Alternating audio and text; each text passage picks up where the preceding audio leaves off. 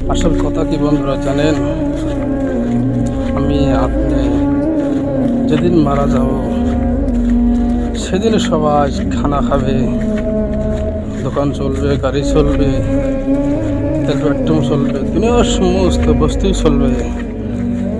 আমার জন্য আপনার জন্য কোনো বস্তু আটকে থাকবে না।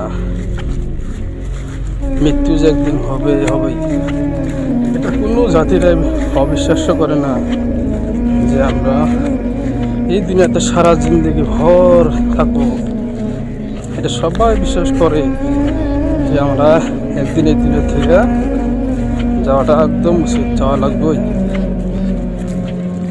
কেন আমরা আজকে আল্লাহকে ভুলে নিজের মন চাহিদা জিন্দগি কাটাই? সপ্তাহ যায়, মাস যায়, বছর যায়, হজরের নামাজটা একটু কাজা করি। হুজুর সাল্লাল্লাহু আলাইহি সাল্লাম বলেছেন যে হজরের নামাজের যেটা সুন্নত, এই সুন্নতের মূল্য কত জানেন? যে আসমান থেকে জমিন পর্যন্ত যত খালি জায়গা আছে, এই দিনের ভিতরে যত বস্তু আছে, সমস্ত বস্তু করে এই 2 রাকাত হজরের নামাজ তার করে উত্তম বেশি। আজকে 24টা ঘন্টা যায়, 24টা ঘন্টার ভিতরে 1টা ঘন্টা আমরা আল্লাহ রাস্তায় দেওয়ার জন্য রাজি না। আর যেদিন আজরাইল আলাইহিস সালাম আসবে, সেদিন এক মুহূর্ত থেকে বলেন যে আমাকে 1 মুহূর্ত সময় দেন, তখন আর আজরাইল আমাকে সময় দিবেন না। কেননা